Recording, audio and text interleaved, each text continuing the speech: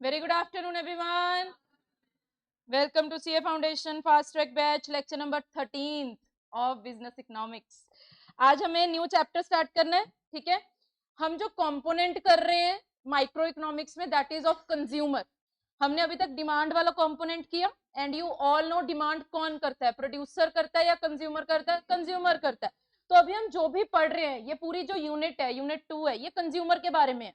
हमने पहले ये देख लिया कि वो डिमांड कैसे करता है, लॉ ऑफ डिमांड क्या बोलता है, इलास्टिसिटी क्या कहती है। अब हम ये देखेंगे इस चैप्टर में कि कंज्यूमर का मैक्सिमम सेटिस्फैक्शन का पॉइंट कहाँ पे आता है, आपका इस चैप्टर का जो मोटिव है। ओके, अगर आप इस चैप्टर का नेम देखेंगे तो कंज्यूमर बिहेवियर, लेकिन इसका नाम है कार्डिनल अप्रोच, है ना। अब देखो, इक्विलिब्रियम का सबसे पहले मतलब क्या होता है? इक्विलिब्रियम का मतलब होता है कोई ऐसी स्टेट, कोई ऐसी जगह जहां से आप हिलना नहीं चाहते हो, ठीक है। जैसे अगर मैं यहाँ पे खड़ी हूँ, ओके, तो अगर मैं इधर को होंगी लॉस हो जाएगा, ठीक है। अगर मैं इधर को होंगी तो कुछ भी नहीं मिलेगा, मतलब कि I want to stay here only, ठीक है। मैं अभी जिस सिचुएशन पे हूँ वहां पे ना मेरे को बहुत ज्यादा लॉस हो रहा है, ना ही एक्सेस में गेन हो रहा है, ठीक है। बस मेरा जो सेटिस्फैक्शन लेवल है वो मैक्सिमम है यहाँ पे। I don't want to move, ठीक है। आपको पता चलेगा जब हम कैलकुलेशन करेंगे कि हम मूव होने का क्या मतलब है, ठीक है। अब ये इक्विलिब्रियम जब हम निकालते हैं ना, इसकी दो अप्रोचेज हैं, इसको दो तरीके से निकाल सकते हो। सबसे पहली जो अप्रोच है दैट इज कार्डिनल वन, ठीक है। कार्डिनल अप्रोच जो होती है ना वो प्रैक्टिकल नहीं है। कार्डिनल अप्रोच क्या कहती है? वो कहती है जब भी तुम कुछ खाते हो, जब भी तुम कुछ कंज्यूम कर रहे हो, because we are talking about consumer, तो हम कंज्यूम की बात करेंगे बार बार, है ना। जब भी आप कुछ कंज्यूम करते हो तो उसकी जो सेटिस्फैक्शन सेटिस्फैक्शन जो भी आपको मिल रही है, जिसको हम यूटिलिटी बोलते हैं, सेटिस्फैक्शन को हम यूटिलिटी बोलते हैं, उसको ना हम मेजर कर सकते हैं, ठीक है। जैसे अभी आप कुछ पीते हो, पानी पी रहे हो, ठीक है, आप साथ के साथ बता सकते हो कि कितने यूटिल्स, ओके। कुछ खा रहे हो, कितने utils, but this is not practical. आप जितनी बार दिन में कुछ कंज्यूम करेंगे, आप हर बार कैलकुलेट नहीं करेंगे कि इतने यूटिल्स की यार सेटिस्फैक्शन मिल गई है, ठीक है। तो इसको क्रिटिसाइज किया था, ओके, दूसरे इकोनॉमिस्ट ने, जिसको हम हिक्स एंड एलन बोलते हैं, ठीक है। हिक्स एंड एलन ने बोला था कि इट इज वेरी डिफिकल्ट कि हम अपनी यूटिलिटी को यूटिल्स में मेजर करें। तो कहते फिर क्या करना है? वो कहते रैंकिंग करो। रैंकिंग का मतलब क्या है कि कोई चीज आपको अच्छी लग रही है, कोई चीज आपको बुरी लग रही है, बस ये बताना है, वो तो हम कर सकते हैं, ठीक है। वो तो प्रैक्टिकल है अप्रोच में, ओके। तो there are two chapters, unit 2 जो आपकी है, या चैप्टर 3 एंड चैप्टर 4, ये यही वाली दो अप्रोचेस के ऊपर दो चैप्टर बने हुए हैं। चैप्टर 3 पूरे का पूरा कार्डिनल बेसिस पे है। कार्डिनल जो मैं अभी आपको बता रही हूँ यूटिल्स में मेजर करता है। जो इसका चैप्टर 4 है वो ऑर्डिनल बेसिस पे है। ऑर्डिनल का मतलब ऑर्डिनरी, जो आप रूटीन जिंदगी में चीजें यूज करते हैं, लाइक रैंकिंग जो हिक्स एंड एलन ने दी थी, दैट इज चैप्टर 4, ठीक है। तो चैप्टर 3 में हम जो बार बार वर्ड यूज करेंगे दैट विल बी यूटिलिटी, ठीक है। पढ़ते हैं जरा क्या लिखा हुआ है। Consumer equilibrium means maximum satisfaction level given his income and prices. किसी को पता है इसका मतलब क्या है? Given his income and prices. एक कंज्यूमर मैक्सिमम सेटिस्फैक्शन लेवल पे है। कब होगा वो मैक्सिमम सेटिस्फैक्शन लेवल पे? जब उसको उसकी आमदनी पता है और उसको मार्केट में जो गुड्स उसको खरीदने, उसके प्राइसेस पता है। मुझे मेरी इनकम नहीं पता, मुझे गुड्स के प्राइसेस नहीं पता, क्या मैं अपना इक्विलिब्रियम निकाल सकती हूँ? नहीं निकाल सकते हो, ठीक है। गिवन का मतलब यही है कि आपको इंफॉर्मेशन है कि प्राइसेस क्या है गुड्स के जो आप खरीद रहे हो, या आपकी इनकम क्या है, okay. Most of the time हम इनको कांस्टेंट मान के चलते हैं माइक्रो इकोनॉमिक्स में, ठीक है। Second is human wants. Wants हमने बात की थी, हमने पहले चैप्टर में डेफिनेशन में वांट्स वर्ड यूज किया था, है ना। हम नीड्स वर्ड नहीं यूज करते हैं, ठीक है। वांट्स क्या है? सारे desire, taste, motives of human being, they are called wants. लेकिन यहाँ पे जो क्वेश्चन आता है वो इस पैराग्राफ में से आता है। ये पैराग्राफ क्या कहता है? इसमें ना करेक्टरिस्टिक्स की बात की हुई है कि वांट कैसी कैसी होती है। हमें तो देखने में लगता है यार वांट का मतलब क्या है? वांट का मतलब कि कुछ भी मांग लो, उसका वो होता है, ठीक है। लेकिन वाइडर है थोड़ा सा स्कोप यहाँ पे, ओके। करेक्टरिस्टिक्स इसके बहुत ध्यान से देखना, क्योंकि वहां पे एमसीक्यू इसके ऊपर आने के चांसेस रहते हैं कि नीचे दिए हुए करेक्टरिस्टिक्स में से कौन सा वांट का नहीं है या कौन सा वांट का है, ओके। तो सबसे पहला, ये तो बहुत इजी है, क्या लिखा हुआ है? अनलिमिटेड। ये तो हमें पता है कि वांट्स तो अनलिमिटेड होती है, नीड्स लिमिटेड होती हैं, okay. Differ in intensity. Intensity का मतलब पता है क्या है यार, जितनी भी तुम्हारी जरूरतें या विशेष हैं जो तुम्हारी, उन सबकी नीड इमरजेंसी में नहीं होती है। इंटेंसिटी का मतलब किसी किसी वांट को आप पोस्टपोन कर सकते हो, किसी वांट को होता है यार अभी चाहिए कोई चीज, ठीक है। इंटेंसिटी का मतलब कि किस शिद्दत से आपको वो चीज को पूरा करना है, डिफर करता है। आप ये नहीं बोल सकते हो कि सारी चीजें यार अभी चाहिए, आप कुछ वांट्स को पोस्टपोन कर सकते हो, कुछ वांट्स कहोगे कि यार नहीं आज या कल में चाहिए, okay. Then each want is satiable. Satiable का मतलब है कि एक मैक्सिमम पॉइंट आता है, सेटिस्फाई हो जाते हो कभी ना कभी, फिर नेक्स्ट वांट अराइज हो जाएगी। एक वांट है तुम्हारी, उसका तो एक मैक्सिमम पॉइंट आएगा ना जहां पे तुम सेटिस्फाई हो जाओगे, उसके बाद अगली वांट आएगी तुम्हारी, ठीक है। तुम ऐसा तो बोलोगे नहीं यार चांद तारे चाहिए, वो तो इमेजिनरी है, ठीक है, वो सेशिएबल नहीं है तुम्हारी want, okay. Then competitive. Competitive का मतलब यार ये तो बहुत बार होता है, तुम्हारी दो इच्छाएं करने के लिए, दोनों एक दूसरे के साथ लड़ती हैं, पैसे कम है, कहीं यार वो लें या वो लें, वो लें या वो लें, कंपटीशन हो रहा है दोनों वांट्स में, ठीक है। Then complementary. बहुत बार ऐसे होता है कि जो तुम्हारी जरूरत है वो एक चीज से पूरी नहीं होती है, दो चीजों को इकट्ठे लगाना पड़ेगा तब जाके तुम्हारी जो वांट है वो पूरी होगी। कॉम्प्लीमेंट्री का मतलब क्या है, दो चीजों को साथ में चलना पड़ता है, ठीक है। Subjective, very important. सब्जेक्टिव का मतलब जितने भी यहाँ पे बैठे हैं सबकी वांट सेम है? नो, सबकी अलग है। सब्जेक्ट हो तुम अभी, ठीक है, तो हर सब्जेक्ट के अकॉर्डिंग वांट चेंज होती है, ठीक है, because every person is different, सीधी सी बात। Then relative. रिलेटिव का भी मतलब सेम कि रिलेट करता है हर पर्सन के साथ, ओके। देन वेरी करती है टाइम के साथ, प्लेस के साथ, पर्सन के साथ। यस, तुम यहाँ पे हो अभी, तुम्हारी वांट्स कुछ और है, कल को तुम्हारी वांट्स कुछ और होंगी, किसी और शहर में चले जाओगे, दिल्ली में चले जाओगे, वहां पे वांट्स कुछ और हो जाएंगी। ऐसा तो बोल नहीं सकते हो जो वांट्स यहाँ पे हैं आज है वही पूरी जिंदगी सेम रहने वाली है, बड़े होगे तो और वांट्स चेंज हो जाएंगी, जगह चेंज करोगे वांट्स चेंज हो जाएंगी, ठीक है। Then some wants recur again, जैसे कि क्या, पिज्जा खाना है, वांट ही तो है, ठीक है, रेकर अगेन एंड अगेन, जैसे मेरे केस में, ठीक है, आई लव पिज्जा, मुझे हर संडे को चाहिए होता है pizza, okay, recur again and again, okay.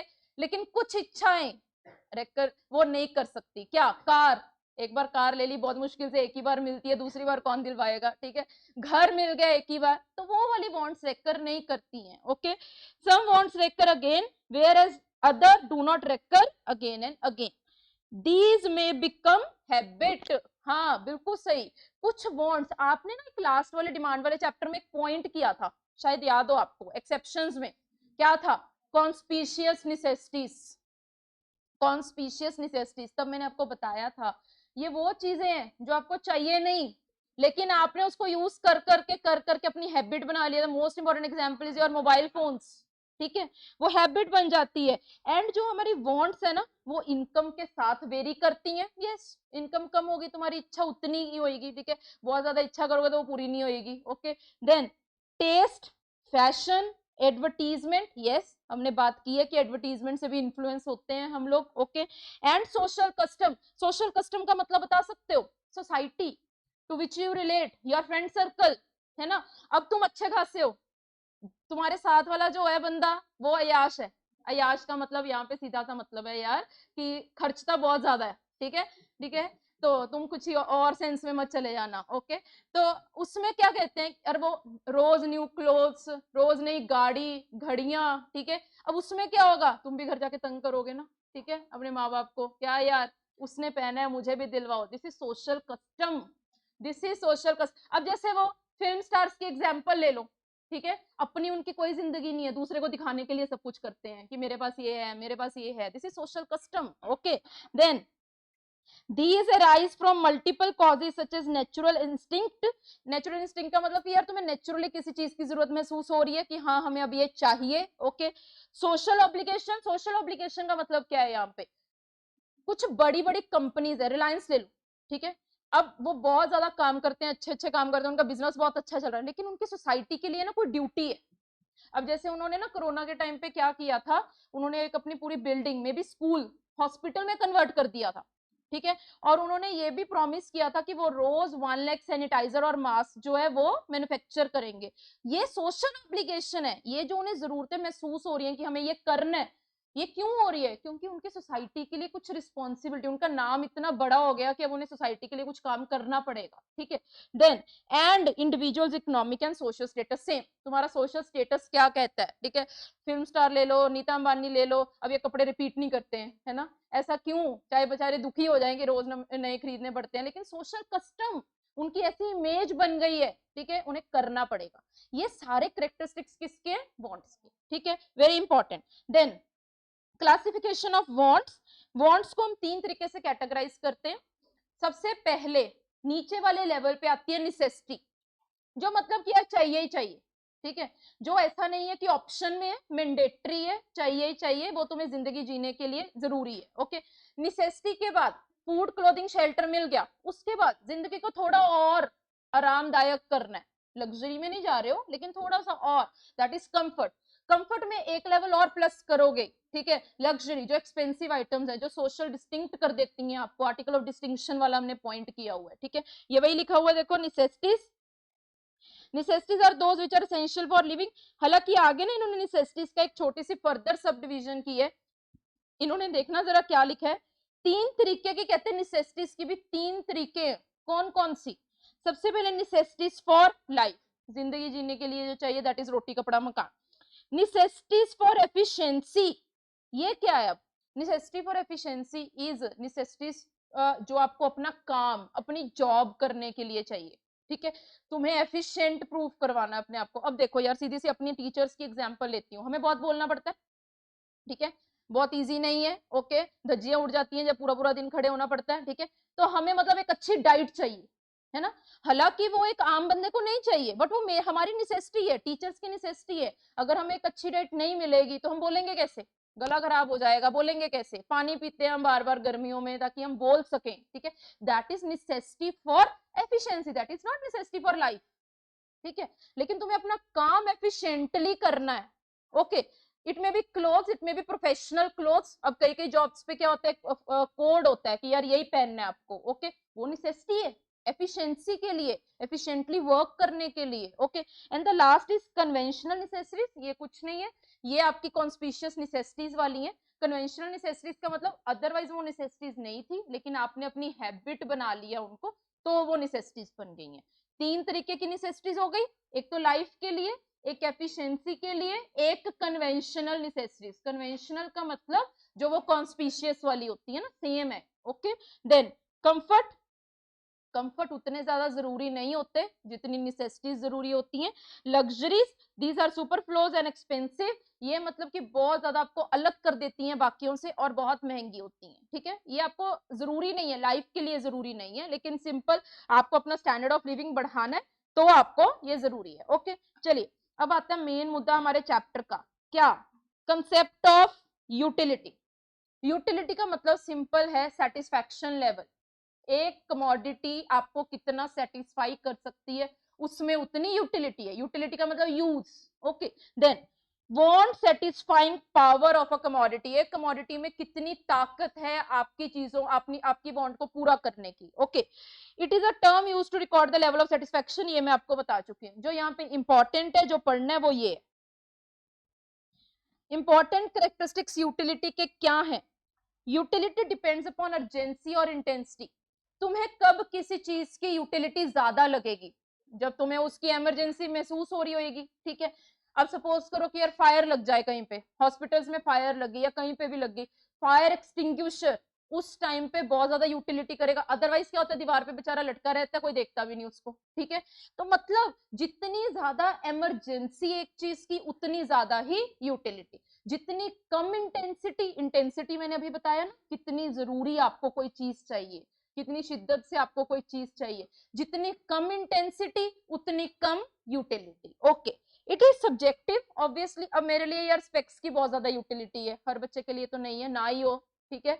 तो it means it is subjective. अगर सपोज करो मेरे लिए किसी चीज की यूटिलिटी है, तो इसका मतलब ये नहीं है कि सबको होगी, it will depend upon person to person, उसकी जरूरतें क्या है। सब्जेक्ट का मतलब है person to person, time to time, place to place, कुछ भी हो सकता है सब्जेक्टिव का मतलब, okay. Then measurable, this is only according to cardinal analysis.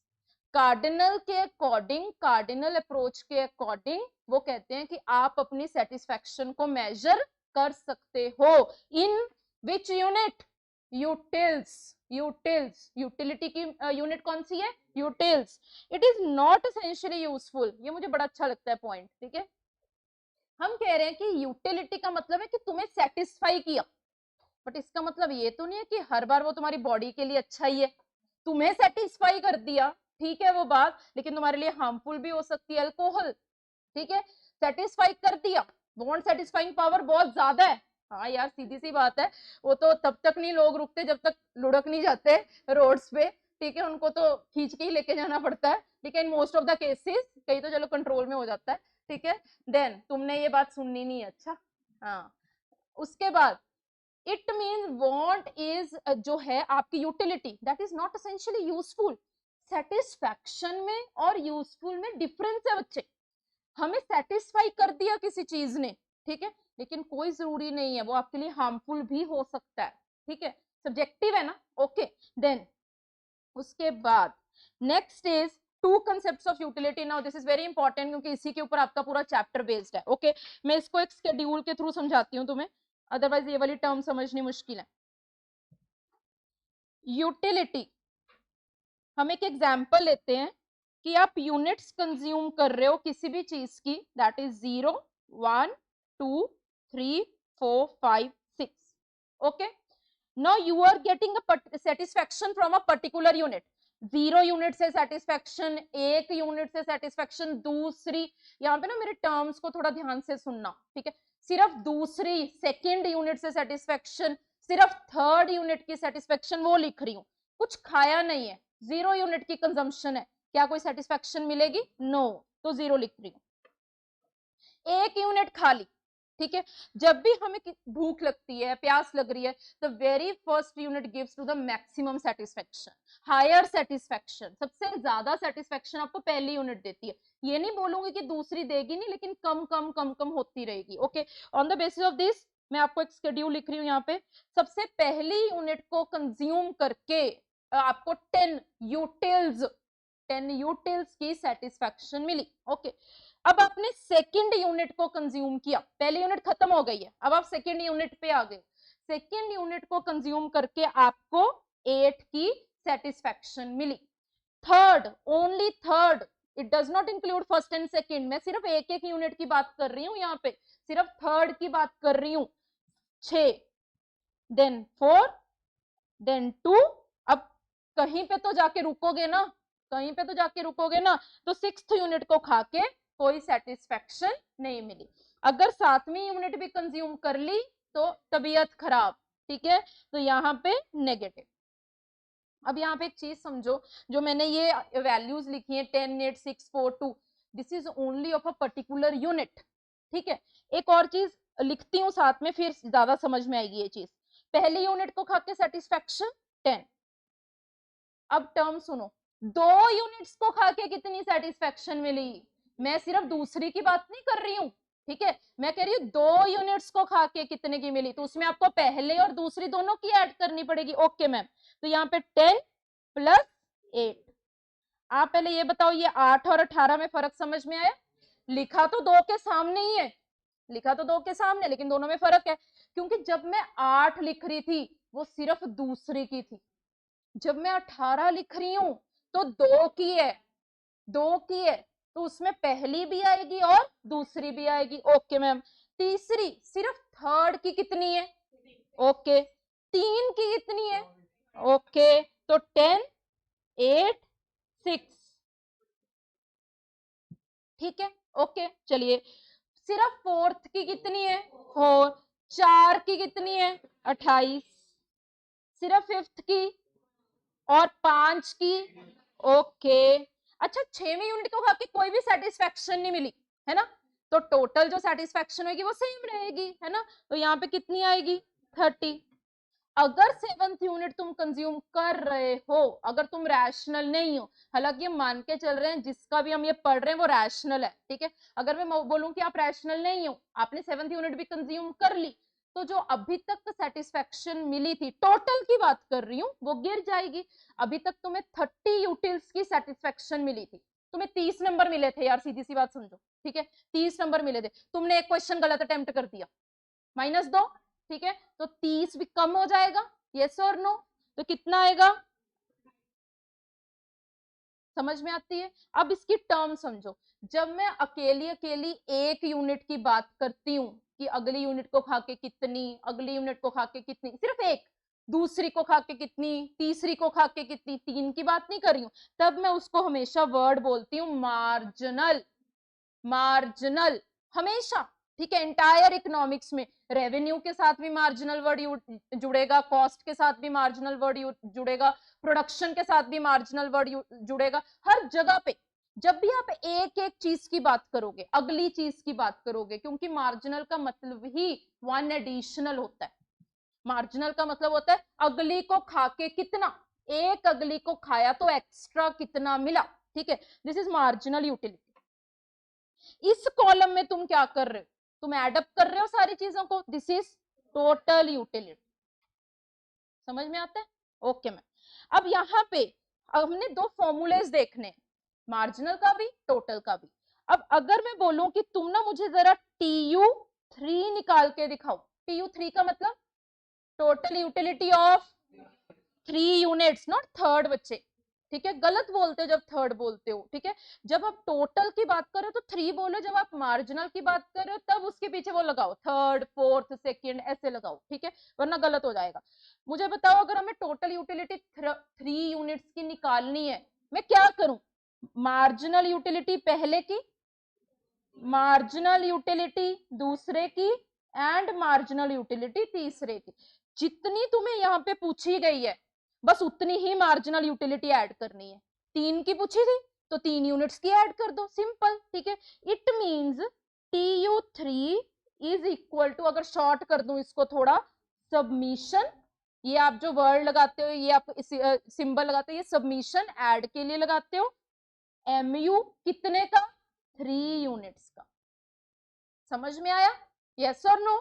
अगर टोटल यूटिलिटी निकाल, जिस भी यूनिट तक की निकालनी है, एक और निकाल के दिखाती हूँ, total unit of 5th unit, 5 unit sorry, ठीक है, हाँ तुम मुझे करेक्ट करो, है ना, टोटल यूटिलिटी ऑफ 5 यूनिट्स, तो अब क्या करोगे यहाँ पे, मार्जिनल यूटिलिटी पहले की, मार्जिनल यूटिलिटी सेकंड की, मार्जिनल यूटिलिटी थर्ड की, मार्जिनल यूटिलिटी फोर्थ की, एंड मार्जिनल यूटिलिटी 5 की, यही होगा, ओके। TU5 का मतलब अब क्या फॉर्मूला बन जाएगा, समीशन ऑफ MU5, जहां तक पूछा गया है उतनी यूनिट्स तक की अपनी अपनी यूटिलिटी ऐड कर दो। एक और एग्जांपल, सपोज करो मैं जानना चाहती हूँ कि यहाँ तक, इनके तक टोटल मार्क्स कितने आए, ठीक है, 5 स्टूडेंट्स हैं ये, तो मैं 5 बच्चों के इंडिविजुअल इंडिविजुअल नंबर ऐड करूंगी ना यार, सीधी सी बात है, बस ऐसे समझना आपको, ओके, वाइसा वर्सा। अब यहाँ पे आपने देखा कि टोटल यूटिलिटी का फॉर्मूला क्या है, अब मुझे ये बताओ, मुझे मार्जिनल यूटिलिटी निकालनी है 4th की, अब मार्जिनल है ना तो मैं 4 नहीं बोलूंगी, एक यूनिट है ना, मार्जिनल में एक यूनिट, 4th बोलेंगे हम यहाँ पे, ठीक है, मार्जिनल यूटिलिटी ऑफ 4th, सिर्फ एक यूनिट की चाहिए, ओके। चलो यहाँ पे अब क्या करें, सोचो क्या करें, हमें चौथी यूनिट की, हमें यहाँ पे पहुंचना है, चौथी यूनिट की सेटिस्फैक्शन चाहिए,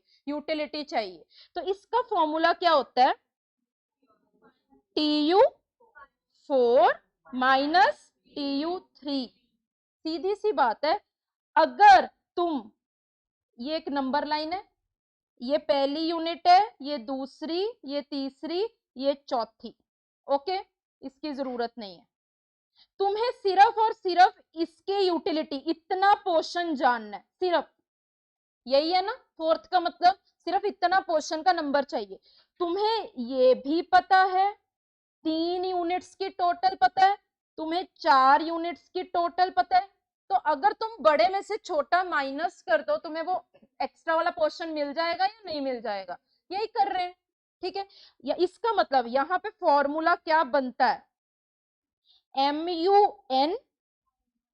MUN, अगर किसी भी नंबर की मार्जिनल यूटिलिटी निकालनी है तो उस नंबर की टोटल यूटिलिटी उसके पीछे वाले नंबर की टोटल यूटिलिटी को माइनस कर दो, N-1 समझते हैं सारे, यहाँ पे n क्या है, यहाँ पे n क्या है 4, n माइनस 1 क्या है 3।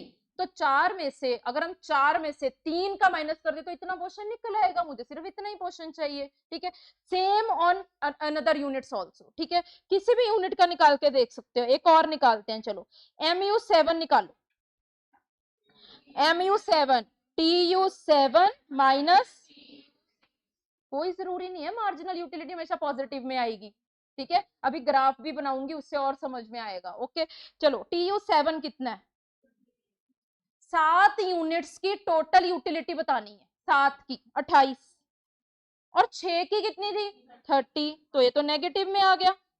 पॉसिबल है तुम्हें नहीं कर देना, इसको माइनस में आ रहा तो 30 माइनस 28 करके उसको 2 निकाल दो, ऐसा नहीं करना तुम्हें। क्लियर हुआ? ठीक है, लेकिन अब यहाँ पे ना एक जिसके ऊपर क्वेश्चन आने, इसके ऊपर क्वेश्चन आने के चांसेस कम होते हैं। अगर तुम्हें याद है तो एक और एमयू का फॉर्मूला है। ठीक है, इट इज नॉट दिस, ये तो ठीक है TUN माइनस TUN माइनस 1, ये तो ओके है। ठीक है, लेकिन समझो एक चीज, मैं तुम्हें केस दे रही हूं, 2 यूनिट्स की टोटल यूटिलिटी 10 है, तीसरे की नहीं पता मेरे को, तीसरे का मुझे टोटल यूटिलिटी ऐड करके नहीं पता, चौथे की पता है। ठीक है, 20 है। ओके, उन्होंने बोला mu2 निकालो, ये बोल दिया उन्होंने निकालने को। ठीक है, अब तुम फॉर्मूला क्या लगाओगे, तुम फॉर्मूला यहाँ पे लगाओगे, या mu4 निकालो। चलो, तुम फॉर्मूला जो लगाओगे, जो अभी तक हमें पता है, that is tu4 minus tu3। 3 तो है ही नहीं है, 3 तो है ही नहीं है, तो क्या करोगे यहाँ पे, है ना। हम यहाँ पे, अब बहुत ध्यान से सुनना ये वाला पॉइंट, इसके ऊपर क्वेश्चन आता है। ठीक है, ये क्या कहते हैं कि नॉर्मली हम ये मान के चलते हैं कि जो हमारी यूटिलिटी है, मार्जिनल यूटिलिटी, वो गिरती है। ठीक है, ओके है, बिल्कुल सही है, मार्जिनल यूटिलिटी गिरती है। लेकिन अगर डाटा मिसिंग है, सेकंड के बाद आपको 3 की टोटल यूटिलिटी नहीं पता, तो इन दैट केस हम वो डिमिनिश का रेट पता नहीं लगा सकते। ठीक है, अब यहाँ पे एक बार मैं फॉर्मूला लिख के बताती हूँ, फिर समझाऊंगी कि इन्होंने क्या एज्यूम किया। यहाँ पे ये फॉर्मूला क्या लगाएंगे, tu4 माइनस tu2। ठीक है, जो भी पिछली तुम्हें पता है, जो भी पिछली तुम्हें पता है, 1 भी हो सकती है, कोई लेना देना नहीं है, हमेशा वैसे 2 का ही वो डिफरेंस पूछते हैं because it is easily divisible. Okay, अब नीचे भी ना कुछ करना पड़ेगा, नीचे भी कुछ करना पड़ेगा यार। ठीक है, पहले हम क्या करते थे वो भी करके दिखाती हूँ जरा। ये होता था, यही था, आप फॉर्मूला क्या लगाते थे, मुझे mu3 पता करना था, तो tu3 माइनस tu2। यहाँ पे भी डिनोमिनेटर लिख सकते हो, बच्चों को लगता है इसका डिनोमिनेटर नहीं है डिवाइड बाय, जो इसका ये डिफरेंस है, जो ये दोनों यूटिलिटीज का डिफरेंस है, ये कितनी यूनिट्स का फर्क है, 1। देखो 3 माइनस 2, तुमने तीसरे में से 2 का माइनस किया, तो ये डिफरेंस एक ही यूनिट का है। ओके, तो नीचे भी आप डिवाइड करोगे, 3 माइनस 2 1 आएगा, लिखो ना लिखो एक ही है। ओके, लेकिन अब यहाँ पे क्या है, देखो जरा, ये नंबर लाइन है, ये 1 है, ये 2 है, ये 3 है, ये 4 है। तुम्हें एक तो ये पता है, एक तुम्हें ये पता है ना, यही है, ये 10 है और ये टोटल 20 है। अब जो तुम 20 माइनस 10 कर रहे हो, ये कितनी यूनिट्स का फर्क है, तो तुम एक से थोड़ी डिवाइड करोगे, ये समझना है यहाँ पे पॉइंट। ठीक है, तो नीचे भी मैं 4 माइनस 2, सिंपल मतलब क्या है कि जितना डिफरेंस है उसको यूनिट्स में डिवाइड करना है। ठीक है, चलो इससे क्या निकल आएगा, 20 minus 10 divided by 2, it will be 5। तो ये मान के चलेगा कि जो मार्जिनल यूटिलिटी है ना 4th यूनिट की, वो 5 है। अब बच्चे हो गए कंफ्यूज, मैम इसका डिफरेंस तो 10 आ रहा है, ये 5 कैसे हो गया, इसका भी तो है ना। देखो 2 3 4 एक्चुअल में यूनिट्स ये थी, टोटल यूटिलिटी तुम्हें कैसे पता थी, ये 10 और ये 20 ऐसे ही पता थी। तुमने क्या किया, तुमने मार्जिनल यूटिलिटी निकाली, मार्जिनल यूटिलिटी निकाली, इसकी 5 निकल आई, यही निकला।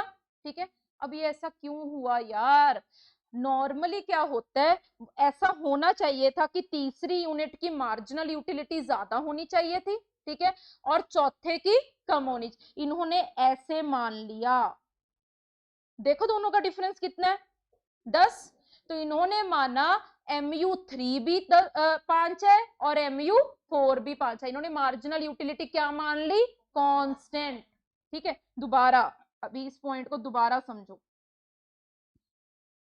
दो केसेस हैं हमारे पास, एक तो ये है कि हमें ये टोटल यूटिलिटी पता है, सपोज करो यहाँ पे 5 है और यहाँ पे 10 है, यहाँ पे तो मार्जिनल यूटिलिटी निकालनी बहुत इजी है, ठीक है। तुम्हें अगर MU2 निकालनी है तो तुम कैसे निकालोगे MU2, 10 माइनस 5 डिवाइडेड बाय कितने यूनिट्स का फर्क है, 1, तो कितना निकला 5, तो MU5 आया और इन दोनों का फर्क भी कितना था 5, ठीक है, ओके। चलो अब क्या है, 1 2 3 टोटल यूटिलिटी, मैं यहां पे लिखती हूँ 5, यहां पे लिखा मैंने 15, ये पता है, तुम्हें बीच वाला पता नहीं है।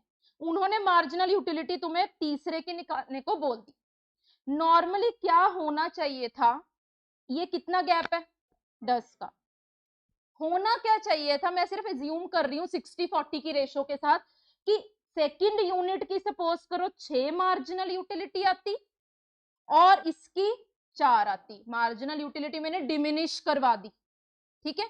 मैंने डिफरेंस तो 10 ही माना, लेकिन उसको क्या मैंने लॉ ऑफ डीएमयू के साथ, आपको पता है लॉ ऑफ डीएमयू क्या है, ठीक है, लॉ ऑफ डीएमयू को अप्लाई करवाने के लिए मैंने एज्यूम किया कि सेकंड पहले की नहीं होती है मार्जिनल यूटिलिटी, क्योंकि 5 माइनस 0 करोगे तो कुछ नहीं आता, इसलिए हम पहली यूनिट की मार्जिनल यूटिलिटी नॉर्मली ब्लैंक छोड़ते हैं, ठीक है। दूसरी से स्टार्ट होती है, ओके। मैं ये बोल रही हूं पहली और तीसरी में फर्क कितना है, 10 का फर्क है, ठीक है। ये 10 का जो एक्स्ट्रा मिला, 10 एक्स्ट्रा मिला, ऐसा है ना, ये 5 है और ये टोटल, ये पहली यूनिट है, ये टोटल 15 है, ये 2 है, ये 3 है। तुम्हें जो ये एक्सेस 10 मिला, ये एक्सेस 10, ये कौन सी यूनिट से मिला, बस ये बताओ, सेकंड और थर्ड, तो ये मार्जिनल यूटिलिटी सेकंड और थर्ड में ही डिवाइड होएगी ना। 5 तो तुमने माइनस ही कर दिया, इसको 5 ऐसे लिख दोगे ना तो लॉ गलत हो जाता है, इसलिए मैं नहीं लिखती हूँ इसको, ठीक है, तो इसको मैं नहीं लिख रही हूँ। तुमने 10 के फर्क को डिवाइड करना है, कौन सी यूनिट में, सेकेंड एंड थर्ड। हमारा लॉ बोलता है कि जो ये मार्जिनल यूटिलिटी है ये डिमिनिश होनी चाहिए, सेकेंड से ज्यादा मिलेगी, तीसरी से कम मिल, तो मैंने एज्यूम किया ये 6 और 4। आप हर बार तो ये एज्यूम नहीं ना कर सकते हो, तो वो एजम्पशन क्या लगाते हैं, वो कहते हैं तुम्हें ये पता चल गया कि फर्क कितना है, कितना फर्क है, कहते तुम दोनों में 5-5 डिवाइड कर दो, ये किए। तभी हम क्या करते हैं, 10 डिवाइडेड बाय जितना भी यूनिट्स का फर्क है, 2 यूनिट्स में डिवाइड करना था ना, ठीक है, तो 5 हर यूनिट को दे दो। ये सही आंसर नहीं है, because of lack of data we are assuming कि मार्जिनल यूटिलिटी इसकी भी 5 है और इसकी भी 5 है, हमें तो 10 पूरा करना है ना यार, 2 यूनिट्स में 10 पूरा करना है। अगर तो लॉ ऑफ डीएमयू की माने तो आपकी मार्जिनल यूटिलिटी डिमिनिश करनी चाहिए, बिकॉज हमारे पास डाटा नहीं है, हमें नहीं पता कि यार कैसे डिवाइड करें, ये तो हम अपने रैशनल बेसिस पे ऐसे थोड़ी मानते हैं, 80-20 की रेशो भी हो सकती है, 70-30 भी हो सकती है।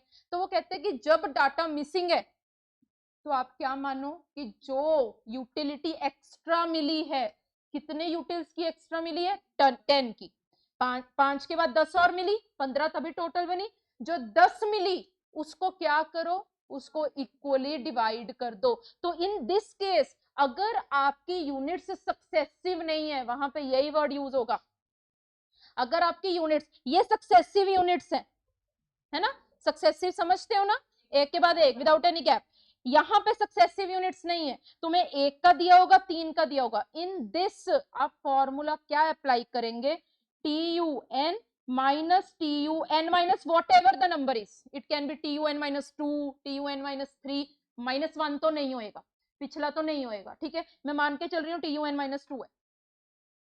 तो इन दोनों यूनिट्स में कितने का फर्क है, 2 का, ठीक है, ये n है, ये तुम 2 पीछे चले गए हो तो 2 यूनिट्स का फर्क है। नीचे पता है क्या करोगे, नीचे तुमने लिखना है delta x।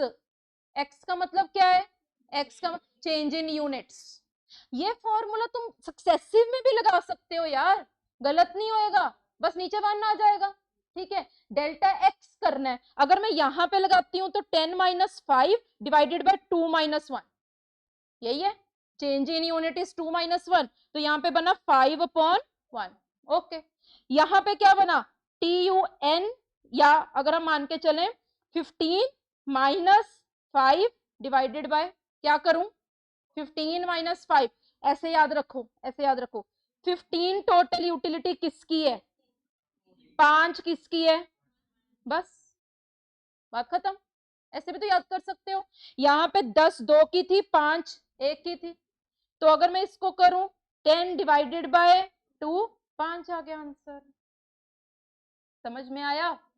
Most important formula है ये मार्जिनल यूटिलिटी का, ठीक है, जहां पे कंफ्यूजन मैक्सिमम है। ओके, क्योंकि समझ में नहीं आता कि इक्वल डिवीजन कैसे, this is on the basis of the assumption, क्योंकि डाटा नहीं है हमारे पास। ओके, मैं आपको दिखाती हूँ अब ये कैसे लिखा गया है। TU MU वाले जो फॉर्मूले अभी मैंने आपको बताए हैं, ये देखो, मार्जिनल यूटिलिटी का मतलब क्या है, एडिशन टू द टोटल। देखो टोटल यूटिलिटी में क्या है, TU एक यूनिट की 5 है, ठीक है, 2 यूनिट्स की 10 है ना, तो एक्स्ट्रा कितनी मिली, ये 5 क्या है, मार्जिनल। तो मार्जिनल टोटल में ऐड करती है, टोटल को बढ़ाती है, कम भी करती है। इसको मैं मतलब कल बताऊंगी कि क्या रिलेशन है दोनों में, आज जितना बता रही हूँ उतना सुनो, ठीक है। Then it is addition to the total utility when 1 more unit of commodity is consume. 2 फॉर्मूले लिखे गए हैं, दोनों समझ में आने चाहिए। अब ये पहले वाला फॉर्मूला कब लगता है, वैसे तो तुम ना हर जगह पे यही वाला लगा सकते हो टू अवॉइड कंफ्यूजन, ठीक है, लेकिन कई बार वो ये वाला फॉर्मूला बोल देते हैं या वहां पे ऐसा कोई क्वेश्चन आ जाता है, तो दिस फॉर्मूला इस जब सक्सेसिव यूनिट्स, ठीक है, और ये वाला फॉर्मूला जब गैप हो। ओके, टोटल यूटिलिटी का फॉर्मूला समझ में आ रहा है। इन्होंने ना पैर में कुछ नहीं लिखा, इट इज एज्यूम्ड कि जहां तक की टोटल यूटिलिटी चाहिए वहीं तक का मार्जिनल यूटिलिटी को ऐड करोगे। Is it clear, okay, I hope clear हो गया होगा। हमारा 4th पॉइंट भी कवर हो चुका है, ये मैंने आपको बता दिया था, कार्डिनल एंड ऑर्डिनल वाली चीज। यहां तक आपको रीड करके आना है। Tomorrow I start with law of DMU। Okay, thank you very much, bye bye, take care.